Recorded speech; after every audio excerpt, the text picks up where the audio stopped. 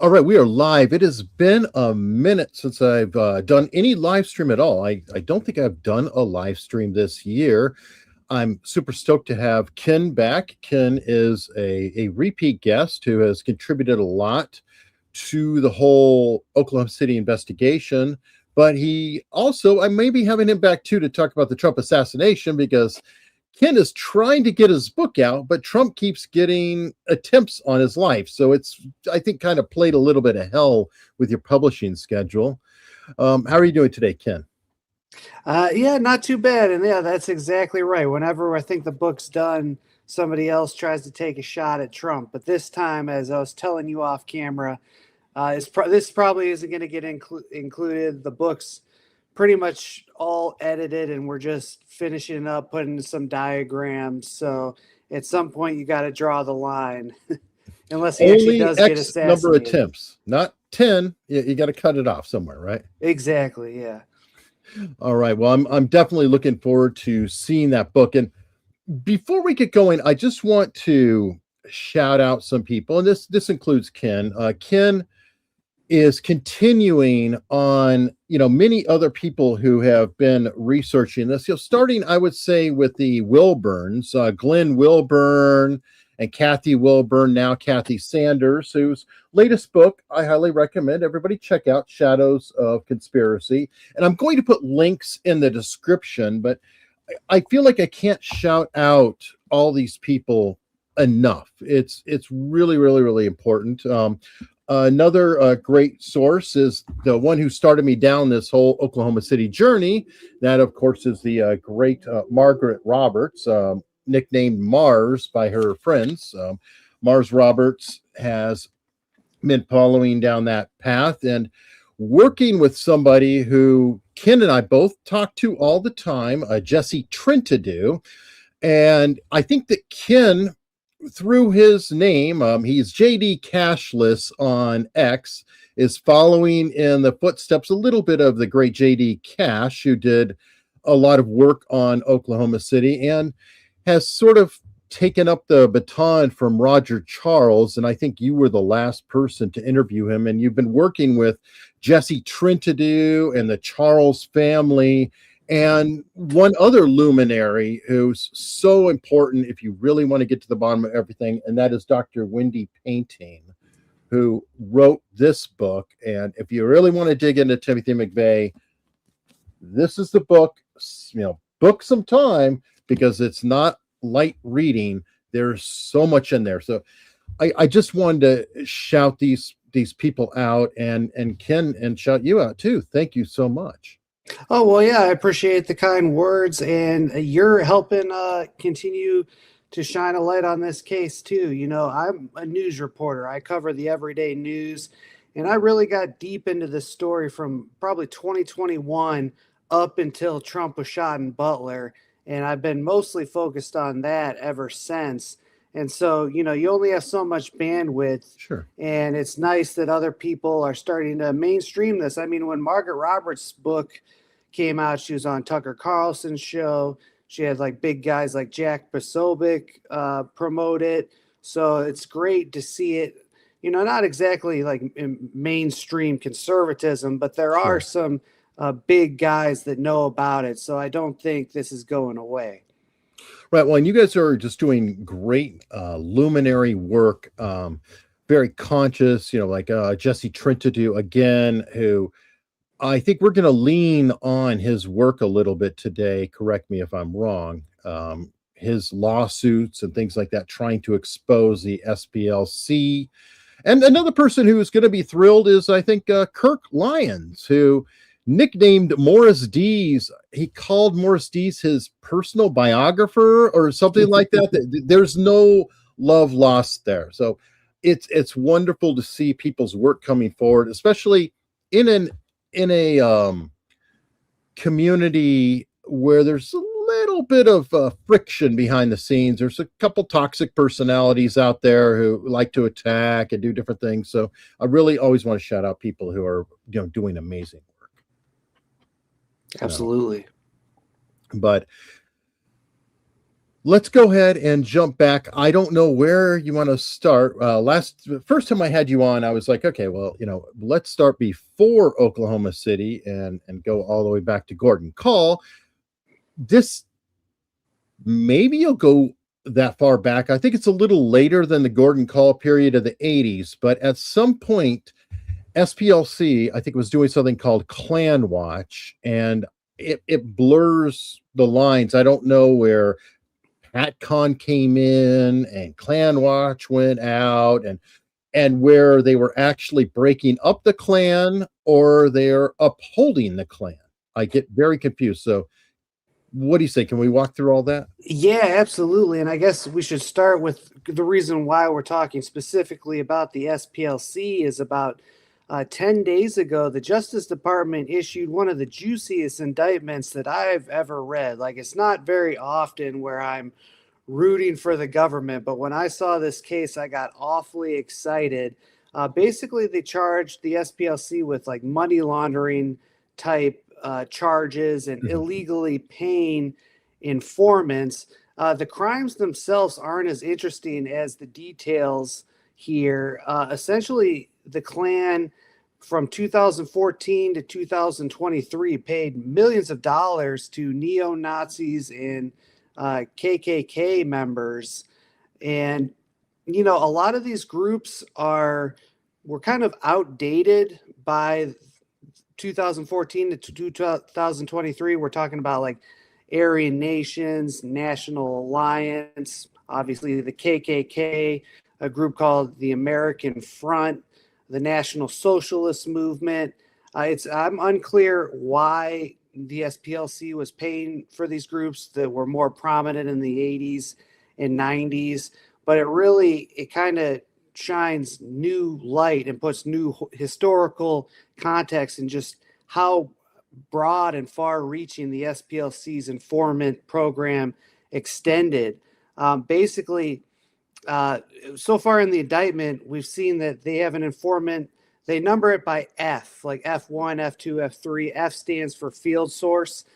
It goes up to F43 was the highest number I saw, plus a number of F unknowns, meaning that they had at least 40, the SPLC had at least 43 informants and likely many more. So hopefully this case gets to trial.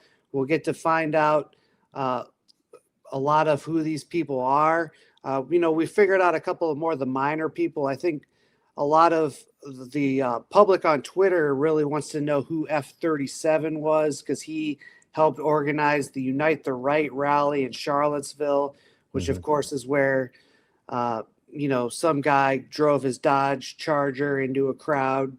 A leftist died. It was a huge scandal. It was kind of the impetus for President Joe Biden's presidential run. But it seems like that event was kind of fomented, at least in part, by an SPLC informant. So, I mean, this is just absolutely huge. And as you touched on, it goes all the way back to the OKC bombing and even back beyond that.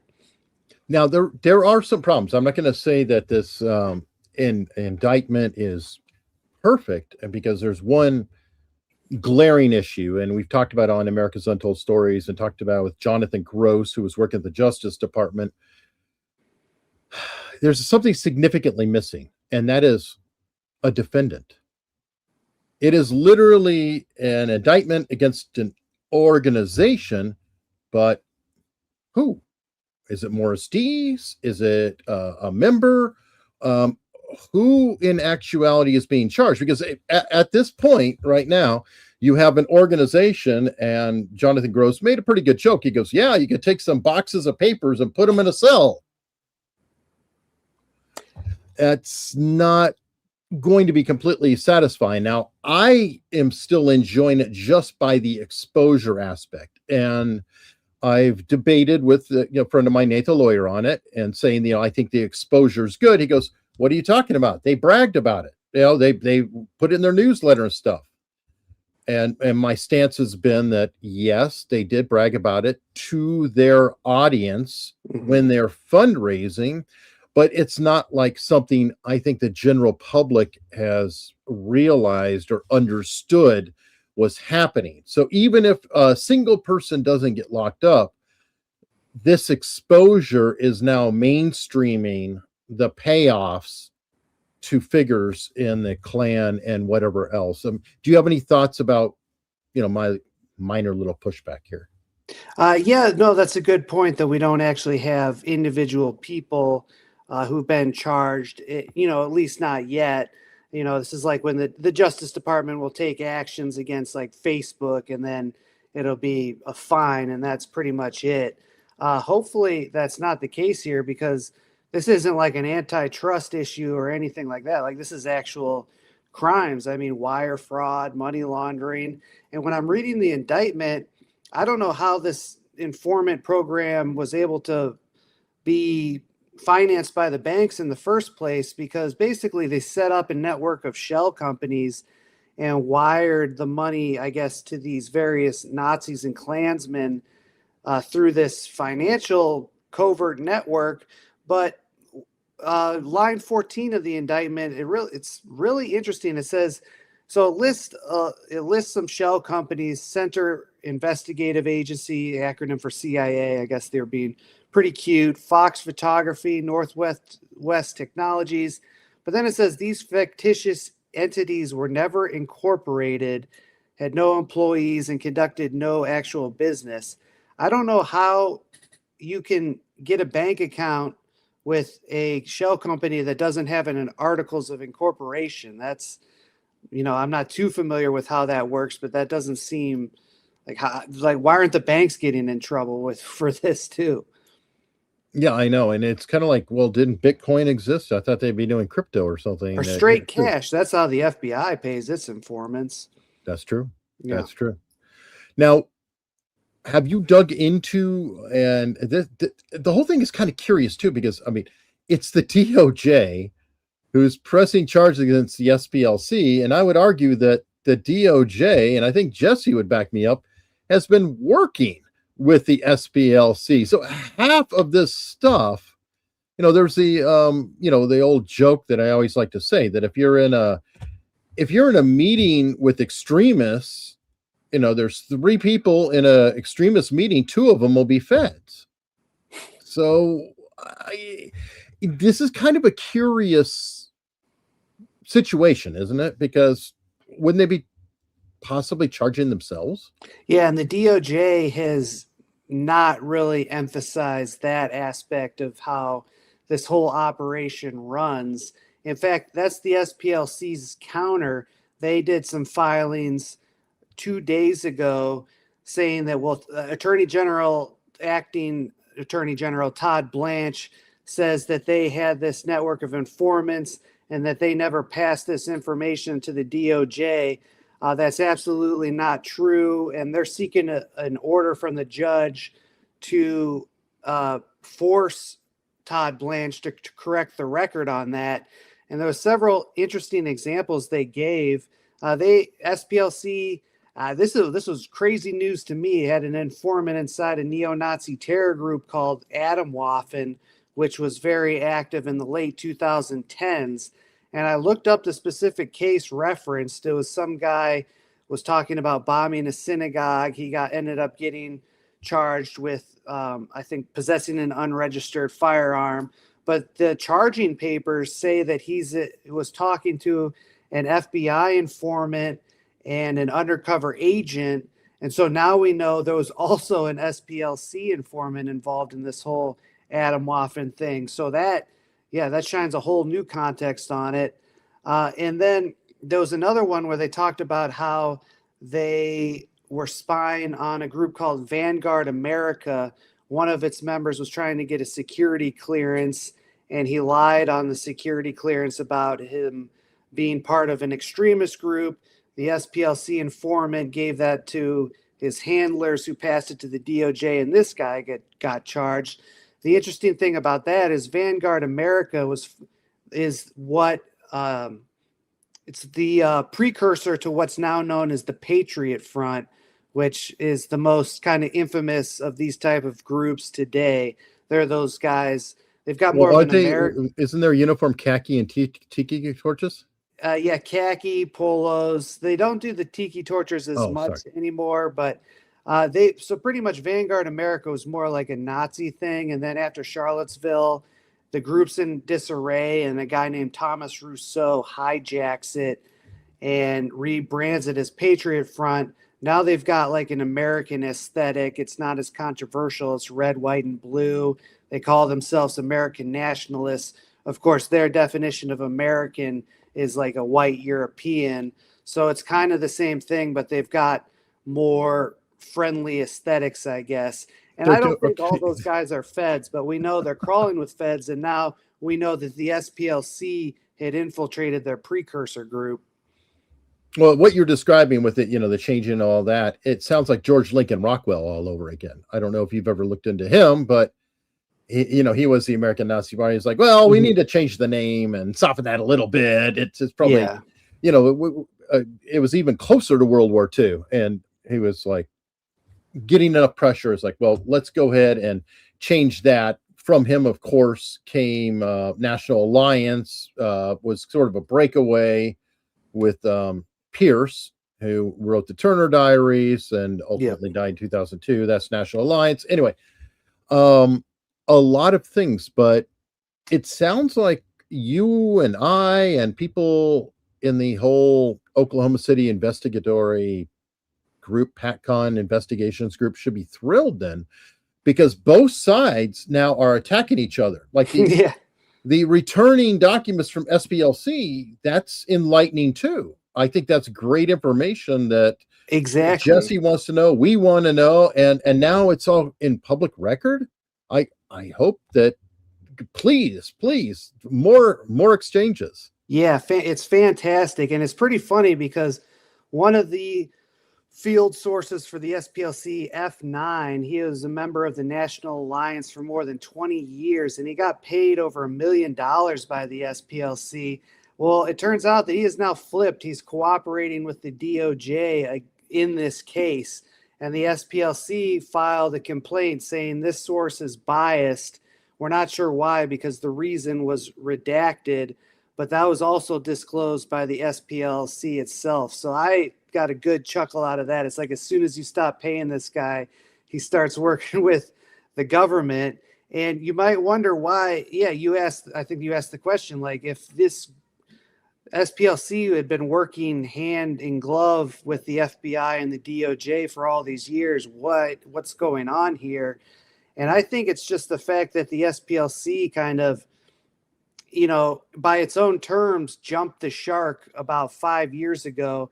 It used to have really good intelligence, like on what's going on with the Aryan Brotherhood and the prisons. You'd read their newsletter. It's like, oh, this Nazi is in this prison and he's networking with these guys. Like it was actual really good intelligence. But lately it's been the SPLC is kind of just working with the Democrats to attack Republicans instead of fringe groups. You've got the SPLC attacking groups like Moms for Liberty, Turning Point USA, calling them hate groups, basically attacking Trump and the GOP's direct patronage network.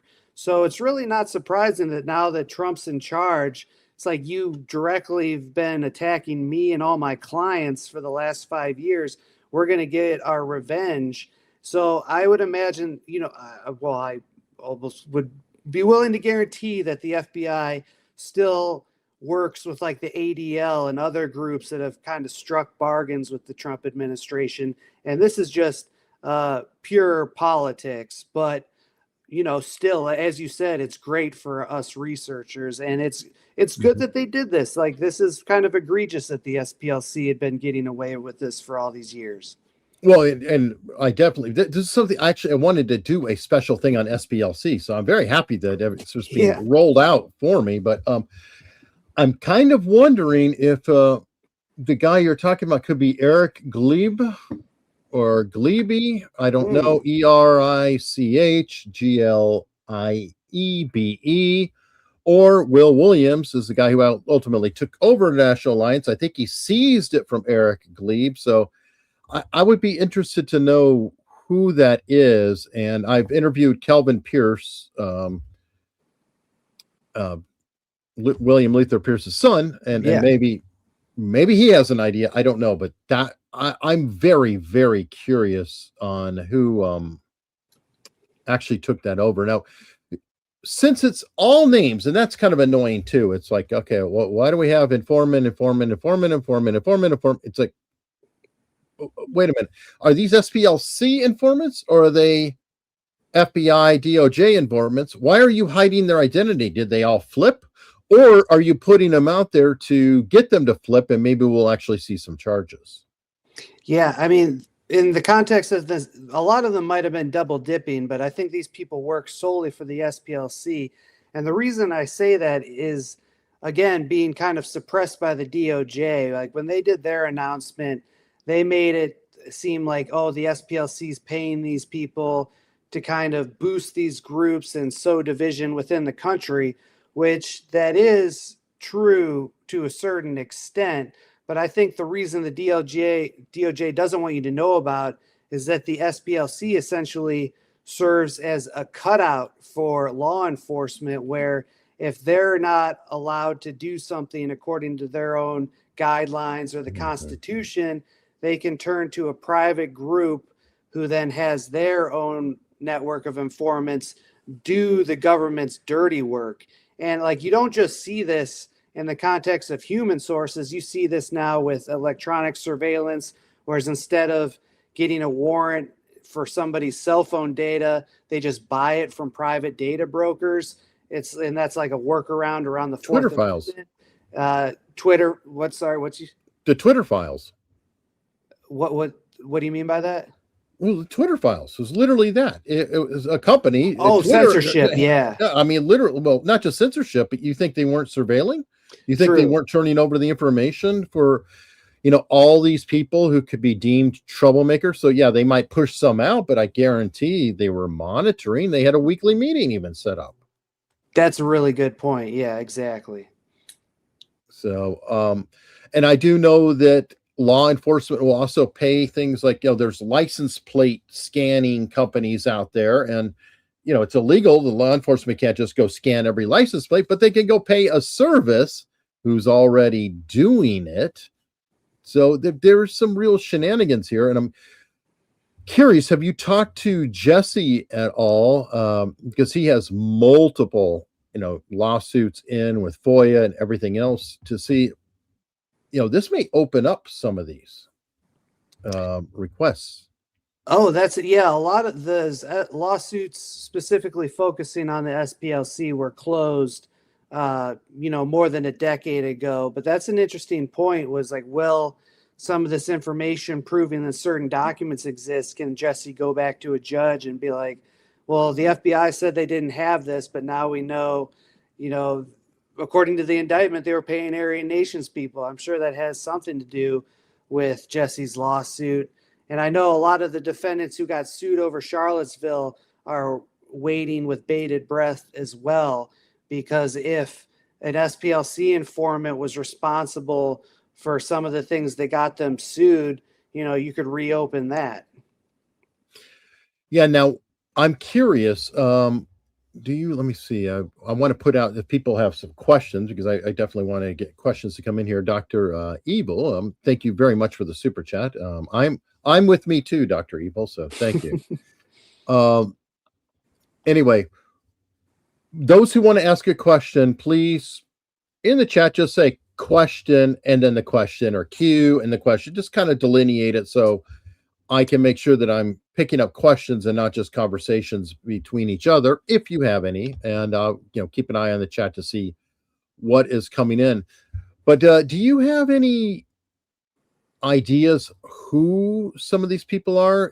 I've heard some names floated about, like Baked Alaska, going back to Charlottesville.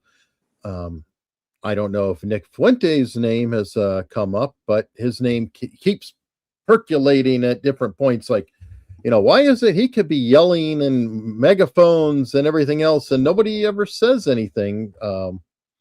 So, well, look at this. It's almost like I foresaw a question coming right when I was asking it. Do you have any suspicions or ideas on who some of these people could be? Only on some of the less interesting names. I hate to disappoint people, but like the New York Post confirmed that the ex KKK Imperial Wizard is a guy named Bradley Scott Jenkins. He died in 2023 at the age of 50. Let's see. Another informant outed by the Post is April Chambers, who was a former KKK member who filed a lawsuit in Alabama over the Klan trying to adopt a highway. That's how, like, it was pretty easy to figure out, like, her name's on that lawsuit and it matches up in the indictment.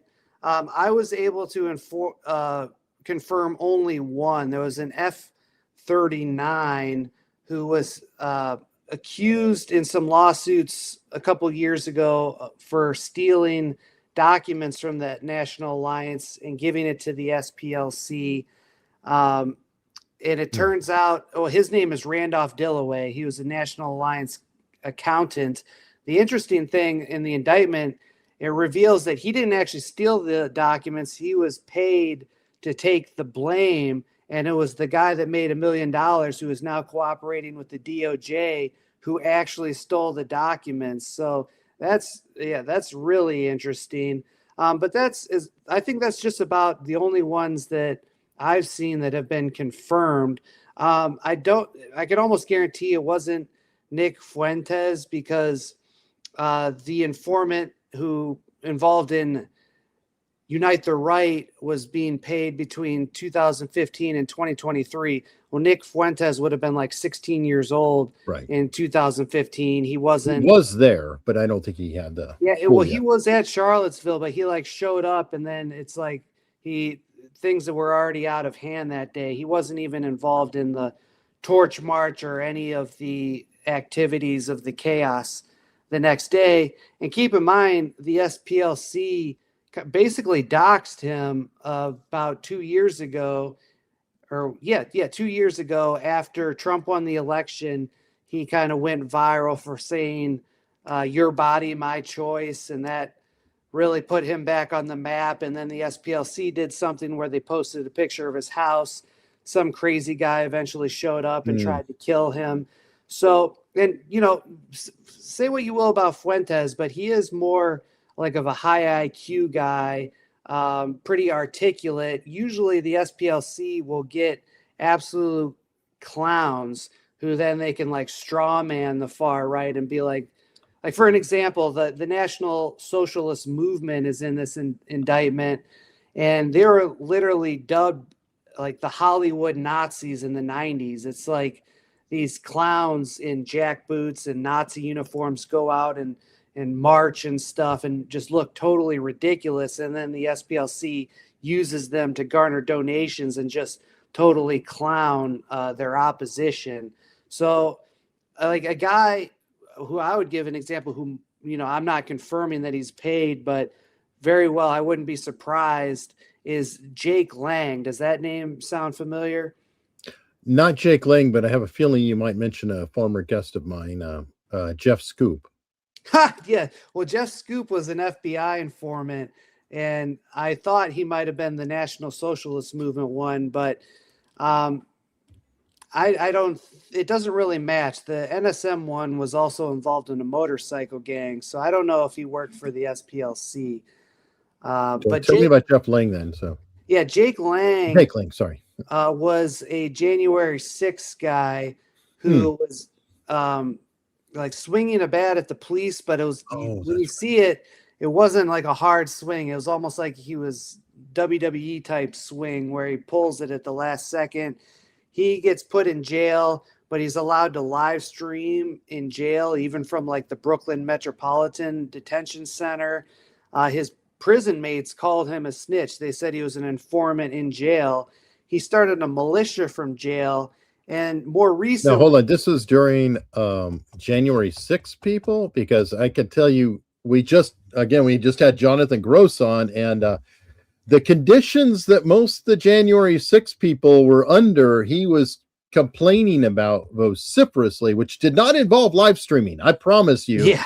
They were not live streaming. They had such poor conditions that the U.S. Marshals even had to write on the report, the problems with the cells, like, toilets that were not clear and all kinds of horrible conditions. So that would stand out as being peculiar.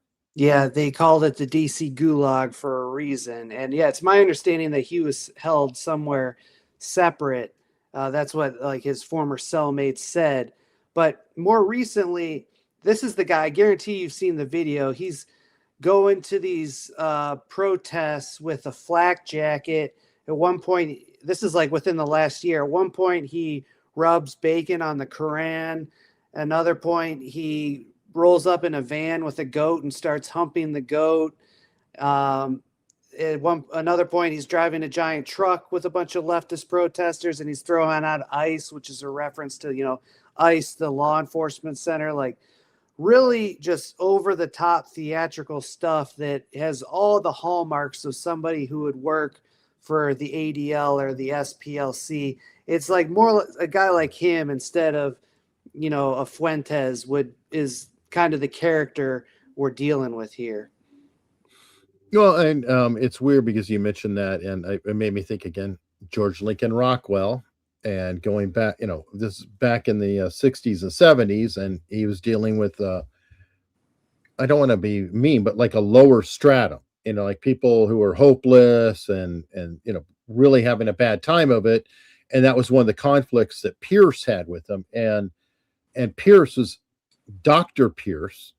He actually was a professor for real in Oregon, and extremely articulate and extremely intelligent. And Fuentes kind of reminds me of that front, what you're describing Although that would be kind of a point against my argument, because I do think Pierce was some kind of asset as well. Keep in mind that he received proceeds. And now we're getting off in a whole another tangent, but like the bank robbery group in the 80s robbed over $3.5 million from banks to fund right-wing groups. Pierce got a lot of that money, but was never charged for it, which raises a lot of questions. Yeah, Kelvin said that Robert Matthews was Dr. Pierce's hero. Yeah. That he really admired Robert Matthews because Robert Matthews took action versus talking about it. These are not great people. So it's really a hard stance because I don't love the feds, obviously, but I can't really say that I'm celebrating the people on the other side. So it's just it's like a roach hotel here. I mean, I don't know, SPLC, not great. The feds, not great. The people that are going up, not great. It's like, is there anybody, good in this mix?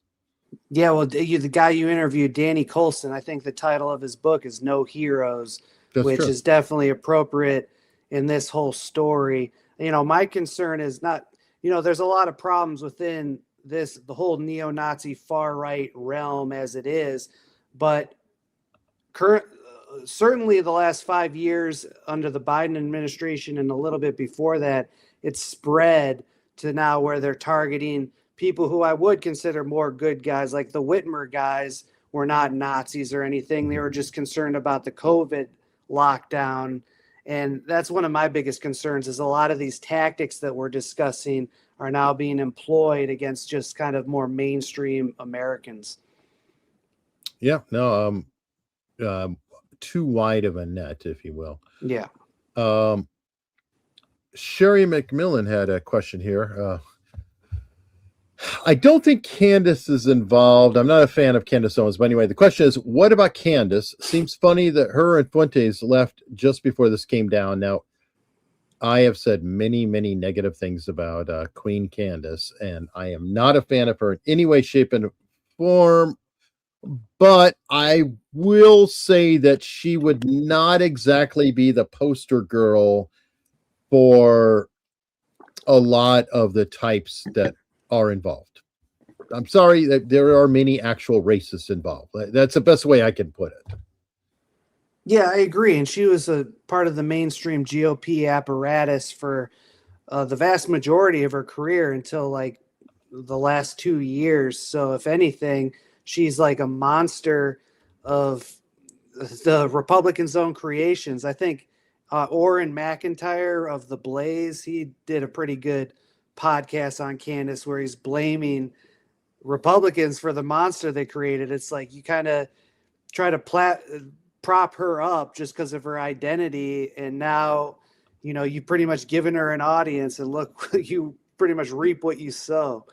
Well, to be fair, she's been on both sides of it because she started out as a leftist activist too. So she's been on every end. If there's money and a cent, she's grifting to it. Yeah, she's what I call a media entrepreneur, which she puts her finger up in the air, see which way the wind's blowing, and then she'll jump on that trend. So anyway, but yeah, other people, but like I said, many criticisms there. Don't really think that Candace is tied in with SPLC or anything like that. She's just transactional, in my opinion. Let me see. 556 Pew Pew out of Norway said, question, why are there silence after Butler Penn? It seems odd from far away here in Norway. Are you talking about the Butler assassination attempt with Trump? I'm not sure. I'm going to answer or go with that assumption that it's silence about Thomas Crooks, which, yes, seems to, the investigation just vanished. It's like Ruth is the only one I've heard anything about. Crooks's dad, I don't know if he's ever even been interviewed. It just vapor. So I know you're deep into that. So tell us about that. Yeah, that's that's the $1 million question. A lot of people think Trump is so quiet because he staged it. That's totally nonsense. I mean, the blood, the bullets, the bodies were all real. He didn't blade his own ear in front of 1,000 cameras. They could have caught him doing that. He wasn't president at the time. Like the FBI would have thrown him in jail for staging his own thing. It's just absurd. Who knows? Maybe it was an MK Ultra thing, and they stumbled on a secret government program, and that's why they want to keep Trump quiet. Maybe it was a foreign government. Maybe his family's being threatened. You just got to be quiet for national security reasons. I mean, if it were he staged it, he would still be talking about it. That would be the whole reason he staged it. So very bizarre. He did mention it after this most recent attempt on him. He's like, oh, well, they did a lot better. His guards did a lot better than they did at Butler. But he also, if you're grading on a curve, a very strong curve, in my opinion. Exactly. And he got his own assassination attempt facts wrong. He's like, oh, well, thankfully, my trusty Secret Service sniper shot Crooks after 4.3 seconds. And he's referencing Secret Service sniper David King, who actually waited 15 whole seconds. It was a local cop that shot Crooks first. And not to trash the Secret Service, but they literally couldn't have shot Crooks because there was a tree in the middle. I've been there. So yeah, I don't know how he could have hit the guy. The angle looked like it was from the ground, like somebody with a pistol or another weapon. It was a guy named Aaron Zalaponi of Butler ESU. It was Crooks shot the first 8 shots, and then Zalaponi from the ground did hit Crooks, at least hit his rifle and disabled him. And then 10 whole seconds later, you hear a final shot, and that came from a Secret Service sniper that did have advantage. He was on the south barn. So if you're looking at Trump, the barn over Trump's right shoulder was blocked by the trees. Yes. But the barn farther away over Trump's left shoulder still had a bit of a view, and that's where the final shot came from. Could talk about that all day, but I know that's not why we're here today. No, so. I mean, that's fine. I mean, I'd love to put you with John Cullen for a nice conversation. Anyway, I'm not going to go there. I get frustrated about some of the conspiracy and what have you on that, because I think there was very possibly a conspiracy, but that would be more in the background. Like there were some curious things, like how did Thomas Crook get in a BlackRock commercial, as well as Roth also in a BlackRock commercial. That's some very peculiar thing. So there are some peculiarities that are going on, but I do think that Crooks was there by himself. I don't think there is anybody else, unless you're going to break news to me today. I think it was him on his own. No, I agree with, yeah, he's the one that took all 8 shots, and then there were 2 shots from law enforcement. Yeah, people have talked about the water tower. You've been there, so you know the water tower is very close. Anybody would have saw a sniper from the water tower, and also you'd be shooting straight down, so the trajectories don't match. So that, yeah, that whole thing is a pretty absurd. But yeah, you were like, how did Crooks learn how to build info bombs?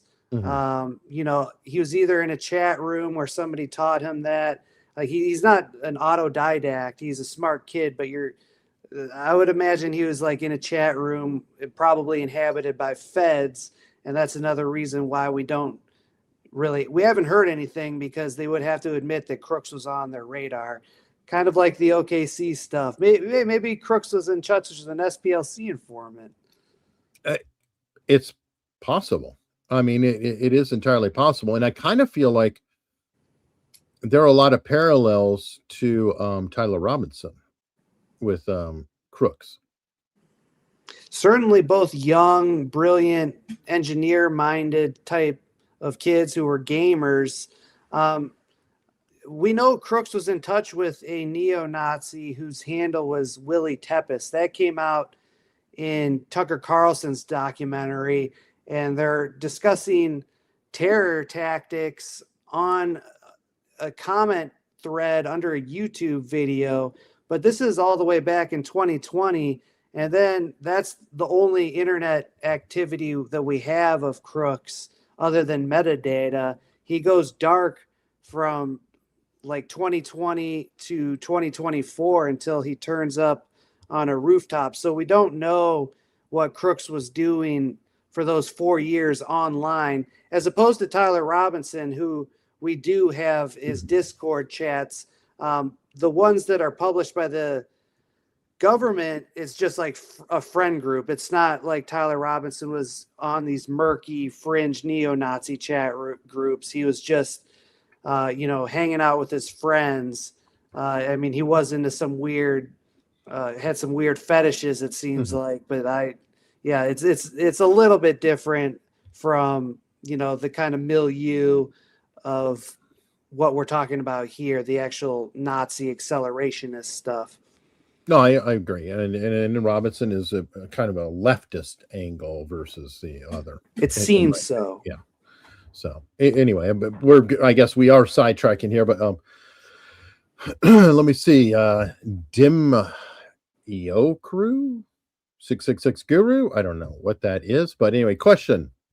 Will Mark Potok be indicted on any of these Fed money charges? He was a major cheerleader for his cause and organization. I don't know who that is. First off, Mark Potok. He was the guy that actually ran the SPLC's intelligence program. I don't know if he was back in the Morris D era. I don't know if he's still an employee with the SPLC, but so tying him to OKC, which we haven't really touched on yet, is the fact that, after the bombing, there's these FBI records showing that the SPLC had at least one, possibly multiple informants providing information out of Elohim City, which I'm sure most of your listeners are well familiar with this there's by a question now. Here. Yeah, so let's go right to it. Was there an SPLC informant at Elohim City? According to the FBI records, yeah. And again, real quick, just for new viewers, the significance of Elohim City is that, A, we know Timothy McVeigh visited there, according to multiple sources, including the SPLC. B, there was an ATF informant named Carol Howe who had forewarned her handlers months before the bombing that there were people in Elohim City casing federal buildings. So when you put those two facts together, it really seems like McVeigh was working with others out of Elohim City, at least partially, to plot his attack. And these people were never charged. And my contention is it's because there were informants involved, and the government doesn't want to admit that. So the records we're talking about with the SPLC informants, though, came out. I'm not quite sure when, but the information is pretty interesting because apparently an SPLC informant told perhaps Potok, who then passed the information to the FBI, that McVeigh had called Elohim City on April 17th, 2 days before his attack. We already know of one other call he made to Elohim City on April 5th, which was actually right after he called a Ryder truck rental company, which is, the back-to-back calls really makes you wonder. But then the SPLC also reports this other call he made on the 17th. Other than that, like, the memos are so heavily redacted that we don't know the full context of what was going on. I really don't know who the SPLC's informant or informants were. They were reporting on Andy Strassmeyer, who had dealings with McVeigh. It's very much a mystery. But then outside of these memos, we have interviews that Morris Dees gave with reporters in like 96, saying that we had intelligence that McVeigh was visiting Elohim City. Fast forward another like 5 or 6 years, and all of a sudden they don't want to admit this. They're really downplaying anything that they had to do with Elohim City. And I think that's because at the time they were working hand in glove with the DOJ, and the DOJ probably told them, like, do not admit to this because we need to steer clear of Elohim City. Like, this is a huge liability for us. Yeah, I'm going to be digging into Elohim City even more. I've talked about it, some here and there. I've got a interview coming up very soon, kind of revisiting Carol Howe. Somebody's done some work on it out of Germany. Very interesting stuff. And specifically, he tweaked my interest because, it's talking about John Ronson. And John Ronson's always tickled my brain a little bit. There's just something about John Ronson that just feels off. Like he's in a lot of interesting places and has a lot of specific access all the time. And, I'm going to borrow this subject a little bit to talk about Debutante, which he did, which is all about Carol Howe. That was the most recent thing. He also wrote a book called Them all the way back in the 90s. And coincidentally, like, you actually interviewed Andreas Strassmeyer. Well, one other guy who interviewed Strassmeyer seems to just have him on speed dial is John Ronson. Yeah. He has no trouble getting a hold of getting hold of Strassmeyer at all. He can go to Bohemian Grove with Alex Jones. I mean, he's always sort of in the mix. So that will be coming up. But if you have any thoughts about John Ronson, Carol Howe, the Strassmeyer informants, because we know that Carol Howe was an ATF informant. I think that is conclusively proven in court documents and testimony and everything else. I think it's been proven that Peter Donna Langdon is a Secret Service informant. And then, judging from Jesse Trentadue's documentation, there was a CIA tie-in, which could have been Strassmeyer, but I'm not really sure. But his inquiry got quashed by the CIA, which, in a sense, when they quashed it, they kind of did the whole national security stamp on it, which is, in a way, admitting, we had something going on there too. SPLC had somebody there. Do you think Robert Millar could have been their informant? I don't know why. It just popped in my head that if they're paying off Imperial Dragons and going to the top, wouldn't that be a good potential person? Or it certainly wouldn't surprise me. I mean, or we Ellison? know that he had a friendly relationship with the FBI.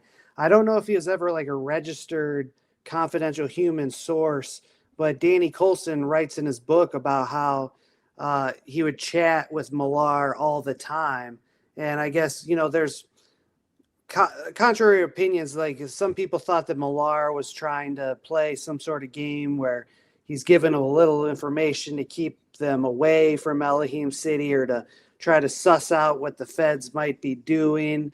But then there's the fact that Millar, leading up to April 19th, 95, is basically saying, like, we got to arm ourselves. The end could be near. His sermons apparently take on a more apocalyptic tone. So, yeah, it's a really good question.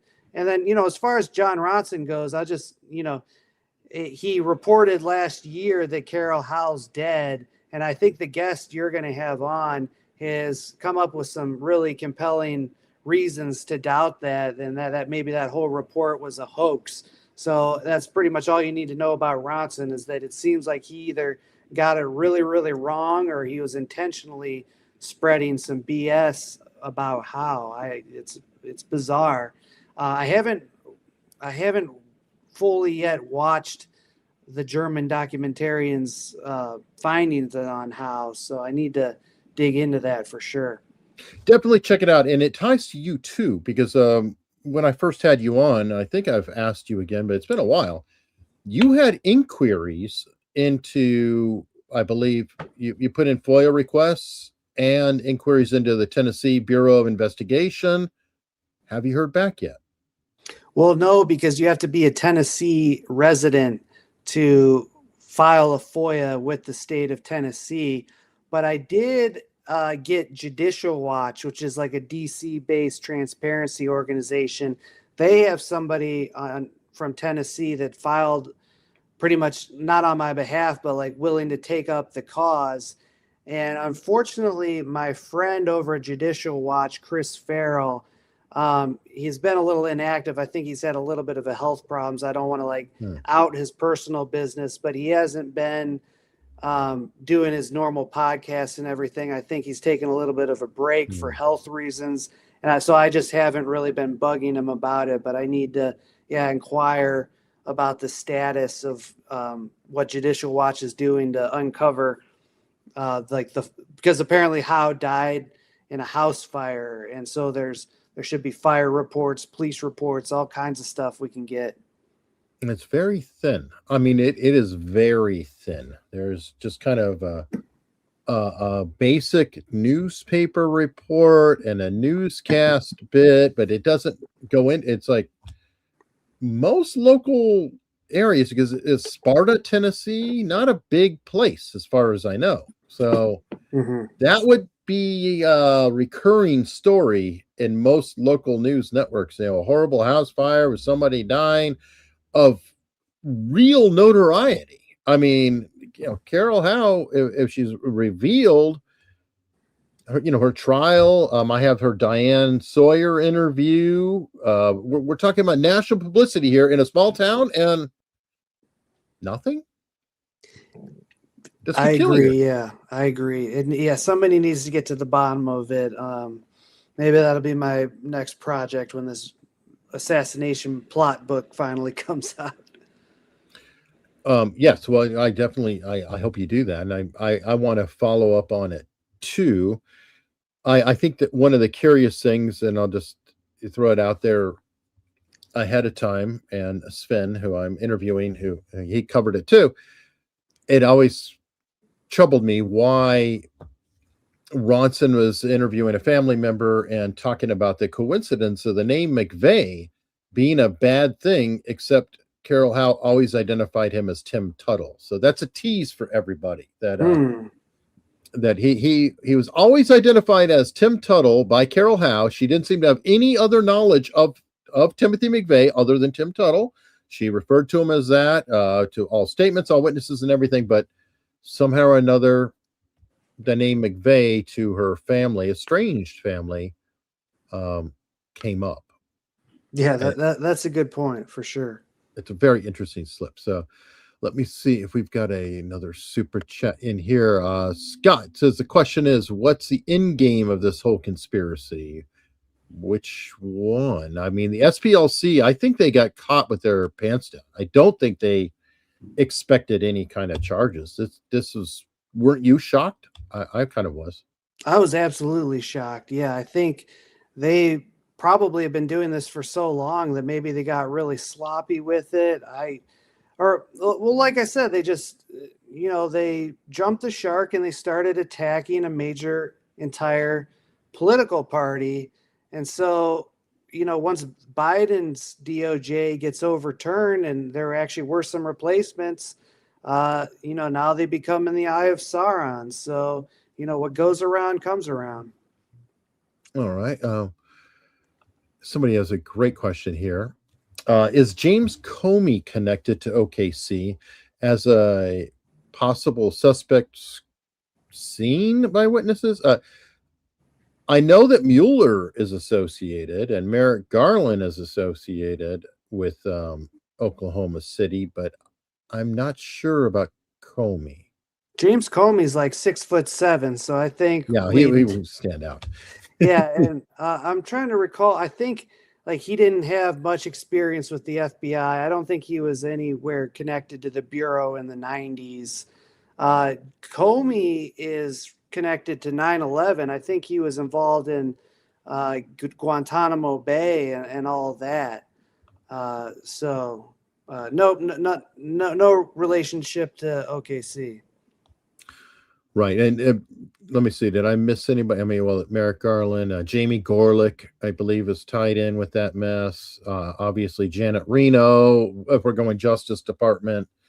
But FBI wise, it was Mueller. I'd say Olson, but he was sent, he was put on ice like the second he got involved. But I think that Louis Freeh was director at the time. I don't know. Yeah. Mueller became director, like a week before 9/11, but maybe he was in the bureau in a lower capacity. Yeah, I think he might have been a deputy director or somewhere in that mix, but I thought he did have ties to it, but I don't remember exactly. And I did interview Jim Casey, who was a special agent in charge of Tampa, and I think he was also in charge of Detroit, but he gave me a story about the Timothy McVeigh documents. He was in a whole, I don't know if you remember, but right before McVeigh was executed, they had to put a stay on his execution because they suddenly turned up with documents, which I've come to find out a lot of them had to do with Jesse Trentadue, who his name keeps coming up here because of his work with his brother Kenny Trentadue. But anyway, he talked about how they had to go through scramble with all the documents and things like that. But I'm not sure, as far as the rest of Danny Denbaugh and investigation level, and others. But okay, so one thing I did note is this indictment really goes back to Charlottesville, it seems, and really nothing prior. And I feel like that's almost lined up with Morris Dees being kicked out of SPLC. I was thinking it might have to do something with just statute of limitations, like how far back can you charge these cases? What I think says between that's 9 years now, so. 2014 and 2023. So yeah, yeah, I feel like the statute's 5 years, because like the whole Comey case that's going on right now. Remember, they had to jam his charges through with a really crappy indictment, for lying to Congress because the 5-year window was coming up. So I'm not sure.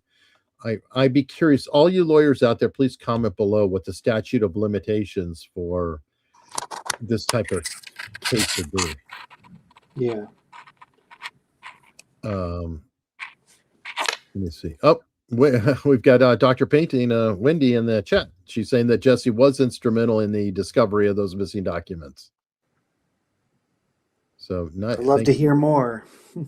Oh yes. Well, I will be having her on at the soonest point we can do Whether that. she likes it or not.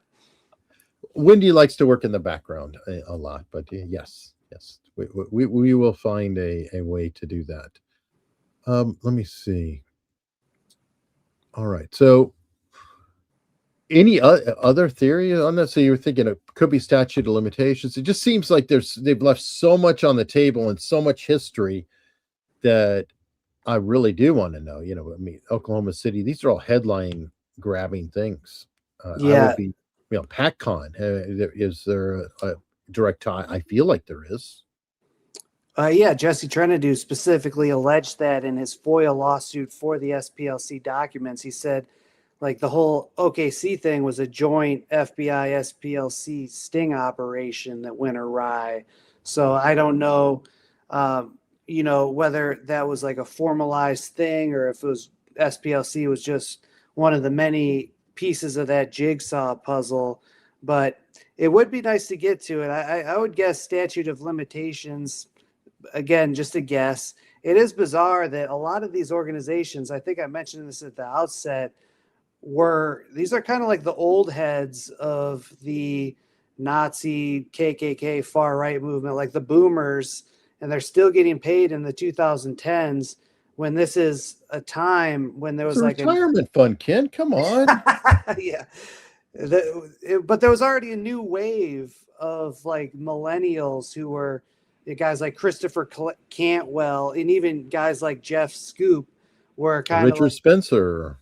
yeah, Richard Spencer were like the next generation of these kind of characters. So really bizarre that they were still paying some old KKK guy when like the National Alliance wasn't really relevant. So I don't know what they thought they were getting for their money, although apparently their budget did skyrocket after Charlottesville. So that was obviously money well spent for them. I think I saw somewhere they spent like 270,000 to get 80 million or some insane return. I think like Elon Musk was even posting that. Like, it's really saying something if you get Elon jealous because that guy can get a return out of quite a bit. Yeah, exactly. Before we finish up, can you discuss what Patcon is? Because I realize I keep throwing around Patcon, SPLC, and it is getting a little bit of insidery talk. So maybe we should back up a step and let's discuss what is Patcon and how it may or may not relate to SPLC, because I do think that is an important topic. Yeah, officially Patcon was an acronym for Patriot Conspiracy, which was a undercover FBI operation that ran from 91 to 93 formally, based around the idea that the neo-Nazi underground was trying to reform the order, which was more of an organic neo-Nazi bank robbery gang of the 80s. And there were fears that this might start picking up again in the 90s. That's like the official story. So they had 3 undercover agents and an untold number of informants who were going around posing as neo-Nazi bank robbers, kind of going to these groups saying, we can get money, spreading around cash, and investigating various things. I mean, they tried to they tried to get to the bottom of some stolen military equipment, but at the end of the day, there was no significant charges from Patcon. So it just looks like, at the very least, a giant domestic surveillance operation. And then you had an FBI informant who was part of Patcon come out in the around 2010 when he started seeing his name pop up in documents. And he alleged that the goal of Patcon was actually to incite these groups to violence. So that's kind of like claims for Charlottesville and January 6th. Yeah, exactly. So that's one of the reasons why the name is becoming increasingly popular, even though the operation only ran from 91 to 93 officially. Patcon has become a euphemism for all like FBI provoking right-wing violence. And by the way, I think Kirk Lyons might be watching because he just text messaged me saying Dees was kicked out in 2019. So right, he was Me Too'd, I think, which is kind of a interesting way to get rid of him. But yeah, I'll find out that company funds and Kirk, you could comment in the chat, dude. Good God, I still plan to have Kirk on and talk with him, especially now. You know, I know he's got to be very, very interested in this particular story. Wow, I just had a question about Patcon. Let me just flash by. I got so excited about Kirk Lyons that I went by. Wow, that's weird. Let me see. Patcon, the theories. So, gun shows. Sorry. Wasn't a big part of Patcon going around to gun shows and collecting information from different people and spreading some money around. And there were some potential questions that Timothy McVeigh himself, because of his activity, gun show to gun show to gun show, could have been an informant too. Yeah, and the interesting thing there is this is the book that Stuart Wright wrote. It's either Oklahoma City, The Politics of Terror, or it's like Patriots, Politics, and the OKC bombing. I always get those two switched up, but it's Stuart Wright's the author, and he specifically reports that Timothy McVeigh was openly conducting straw purchases for people, which straw purchases if you're allowed to buy a gun and I'm a felon, I'm not allowed to have a gun. So you buy a gun for me. Wendy just got the answer. So you're the straw purchaser for me. And McVeigh is openly doing this and talking about it, and which is really bizarre because I got to imagine that you would get on law enforcement's radar really fast if you're doing this. And so to me, it raises questions of, was McVeigh an informant of some sort doing these straw purchases? Really reminds you of like Operation Fast and Furious, the way he was just doing it brazenly.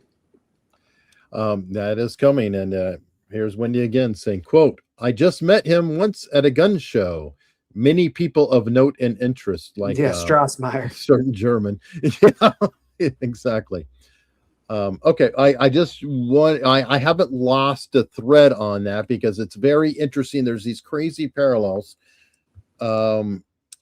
I may be hopefully speaking with the Mahons at some point as well. And this is of significance because Dennis Mahon was actually dating the significant other of Carol Howe. And he himself got caught up in a gun situation, ultimately to another bombing situation in the 2010s. And Eric Holder, there's a name I forgot to mention that is definitely tied to Oklahoma City. And then later, Fast and Furious, as you just said. So there's these really crazy ties. So the ARA, the Aryan Republican Army, I believe Jesse has stated, and I've talked to him about, that they were potentially running money the same way as Fast and Furious was running guns. So the ARA was robbing a bunch of gangs, bunch of banks in the Midwest, and spreading money out amongst different people, including Timothy McVeigh, last time I checked. And he gave at least some of the money to his sister and talked about it. And then they could follow the money. And that was the theory of the case. And the Fast and Furious was, hey, what if we just have some guns get out there and we just follow the guns to the bad guys? Mm-hmm. Am I misrepresenting or am I on track with all No, that's exactly right. And that's specifically what a Cincinnati police officer named Matt Moaning says some of the ARA guys were in Cincinnati, and he knew exactly where they were located, and he would report this to his bosses and to the feds, and they pretty much weren't making any arrests, even though these bank robbers were running amok. And he says that an FBI agent who was investigating the ARA named Ed Woods told him, we're pretty much allowing these bank robbers to operate with impunity. So, like you said, they can follow the money. Because that's what they tried to do in the 80s, like round up all the people that got order money. They tried to like charge them all with sedition and stuff. But this was more of a controlled sting operation as opposed to, what was going on in the 80s. Or out of 90s. Control, but I would argue that Randy Weaver could be tied into this, and tying him up with the wrong length of the weapon is another hook to try to get into these bad people. Yeah, they were trying to flip Weaver as an informant, and the tie into Patcon that we know about is that once all went sideways and the standoff with Weaver's property, one of the FBI agents who was undercover in Patcon initially responded, and then all these like Nazi and other right-wing people came to protest outside the property, and the FBI realized, oh shoot, they might recognize this agent as the guy pretending to be a bank robber. So apparently they like threw a coat over him, put him in the back seat of a tinted window car, and got him the hell out of there. There's so many crazy webs to all of this that it is astounding. And Wendy just posted, McVeigh's official timeline is in large part based on his gun show registration, but his gun show activities as a straw buyer and walker/roamer are ignored. So, yeah, there you go. It's it's so many peculiarities with all of this. And she agrees with my theory about Weaver. So she's saying he's absolutely a part of this. Interesting. I think Kirk Lyons, again, I can't wait to talk to Kirk because I know that Kirk knew Randy Weaver fairly well. And I think he got married at the compound or whatever you want to call it. I mean, he was at Weaver's wedding. That's right. Okay. Yeah. And I thought it was reversed. I thought Weaver was at his wedding too, but I don't even remember. It's interesting bit. So, okay. Well, you know what, Ken, I always like to ask this question. What is the one question that I didn't ask you that I should have? Dang, I should have actually anticipated that this time. Man, we pretty much covered it all. This isn't like specifically a question I wish you asked, but one other thing related to the SPLC, so we just make sure we cover all the exclusive information that I've uncovered, is that the FBI held a program in the 2000s to organize Nazi rallies. They would have informants do this. There was a guy named David Gleddy who held a Nazi rally in Orlando, and a couple years later, his identity was exposed in court, and the Orlando Sentinel realized that this informant was the guy whose name was on the permit to hold the rally.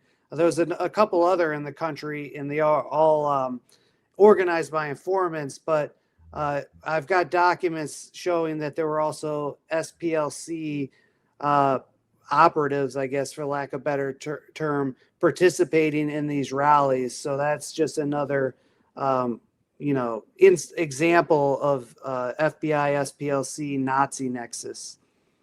As a matter of fact, I think you recommended an interviewee for me. I'm not going to say their name right now, but I do need to reach out and talk to that person and definitely. Oh yeah, for sure. So I just found out this guy shot up a nightclub on purpose on behalf of his handlers.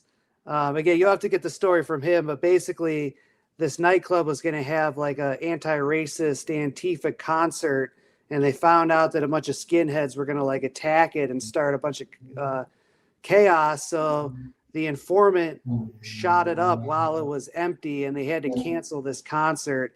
And apparently the handlers were very happy that he did this because it averted this giant fight. But you know, you got to wonder, there's got to be a better way to go about this than have your informant do a shooting. Yeah. No, okay, folks, do me a favor, please, and share this with everybody that you can. I obviously appreciate it, but comment below. I need to get Wendy on the stream, guys. So, and I know that I know that Wendy, Dr. Painting, does. She's very, very shy. But I'm thinking maybe we could do a panel if Ken's up for it. That could have Ken back with Jesse and Wendy, so there'll be 4 of us on a panel.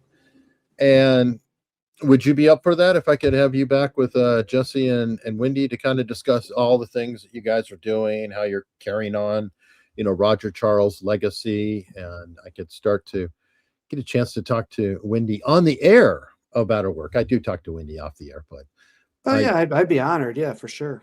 So everybody, please comment below, thumbs up, whatever it is, and spread the word. Let's get groundswell support so we could get the legendary Dr. Painting on here and bring Ken back, of course. So I have a feeling we'll be talking more and more, because I'm going to have to talk to you about Trump and your book and Butler, and I might want to talk to you on America's Untold, because we're kind of going into the Secret Service and some of the bullshitting that's going on right now. Like I think that the agent was hit by friendly fire, but I don't know for sure, but it's looking that way. So that's what it looks like. Yeah. I've got a lot to say about Secret Service failures. So anytime you want to do that, I'd be happy. Okay, well, it would be really bad. We could bring you on with Mark and Vincent Palomara, and then go from the Kennedy Secret Service failures all the way through, and it's a pretty long list. So yeah. Anyway, everybody, thank you all so much. Ken, of course, thank you so much. Hang out for a second. We'll talk in the back, and till next time, we'll see you all soon.